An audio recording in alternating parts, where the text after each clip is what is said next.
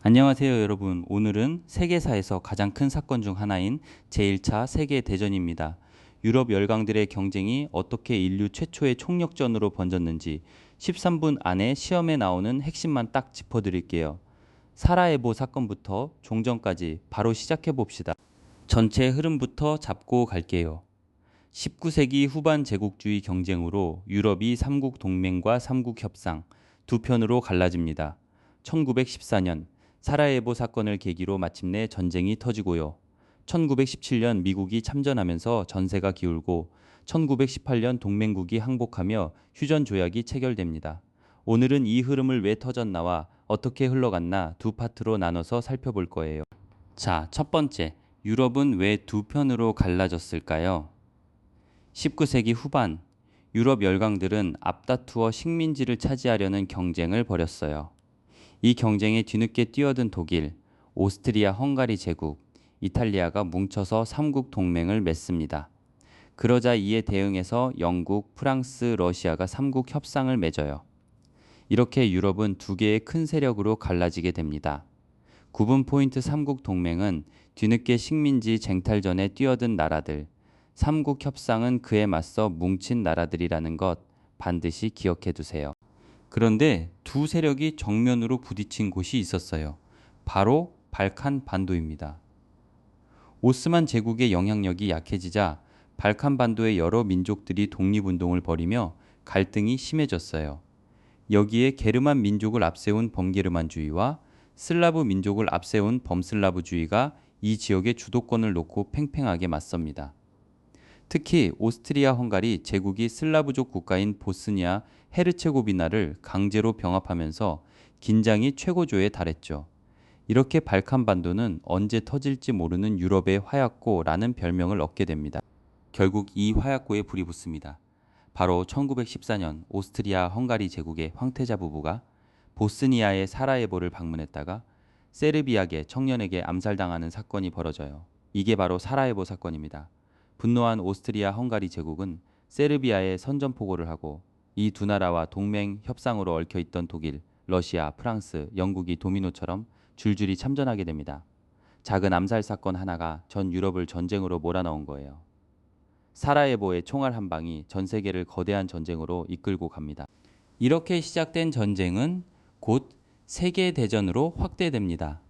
독일, 오스트리아 헝가리 제국, 불가리아, 오스만 제국이 동맹국을 영국, 프랑스, 러시아, 일본 등이 연합국을 이뤘어요.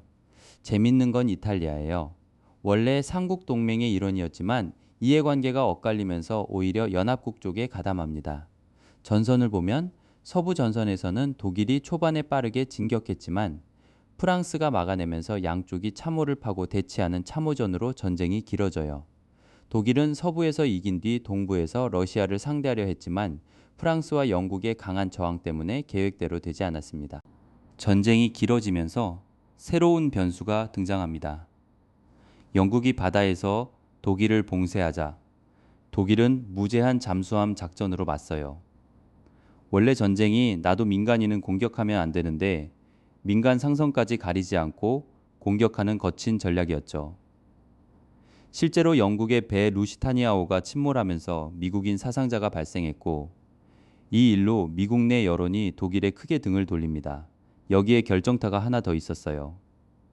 1917년 독일 외무장관 치머만이 멕시코에 몰래 전보를 보내서 미국에 함께 맞서자고 제안한 사실이 들통난 겁니다.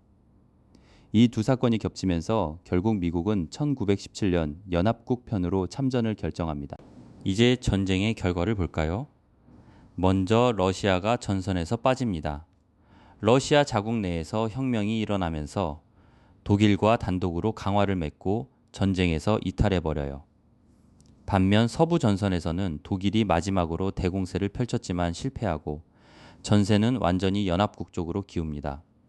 결국 동맹국이 항복하고 독일에서도 혁명이 일어나 황제가 물러나고 민주적인 바이마르 공화국이 들어서요.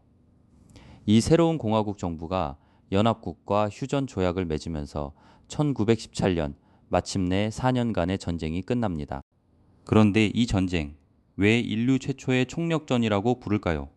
세 가지 특징이 있어요. 첫째, 탱크, 잠수함, 기관총, 독가스 같은 신무기가 등장하면서 이전과는 차원이 다른 대량 살상이 벌어졌습니다. 산업혁명 등으로 발달한 기술이 전쟁에 많이 사용되면서 새로운 무기가 많이 등장했던 거죠. 둘째, 참호를 파고 몇 년씩 대치하는 참호전이 이어지면서 전쟁이 길어졌어요. 이 참호를 파고 많은 군인들이 대치하면서 엄청난 피해도 발생했고요.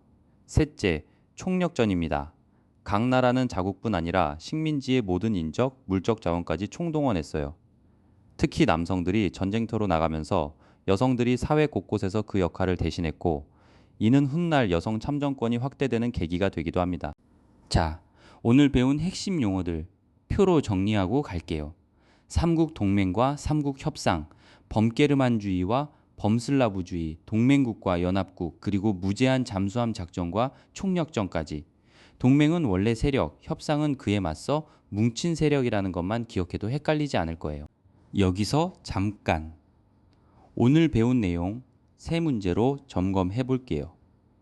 영상을 잠깐 멈추고 답해 본 다음 다시 재생해 주세요. 첫 번째, 오스트리아 헝가리 제국 황태자 부부가 암살당한 사건은?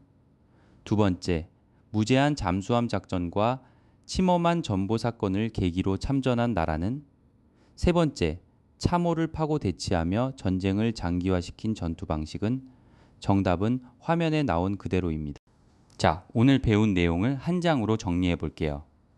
발발은 제국주의 경쟁에서 시작해 발칸반도의 화약고로, 전개는 사라예보 사건에서 미국 참전까지, 결과는 러시아의 이탈에서 휴전 조약까지, 그리고 특징은 신무기, 참호전, 총력전까지. 이 네 줄만 기억하면 제1차 세계대전 관련 문제는 다 풀 수 있습니다. 오늘 내용을 한 문장으로 요약하면 제국주의 경쟁이 낳은 총성 한 발이 인류 최초의 총력전으로 번졌다는 겁니다. 다음 시간에는 전쟁이 끝난 뒤 세계가 어떤 새로운 국제 질서를 만들어 갔는지 알아볼게요. 오늘 강의가 도움이 되었다면 구독과 좋아요 부탁드리고 궁금한 점은 댓글로 남겨주세요. 다음 시간에 만나요.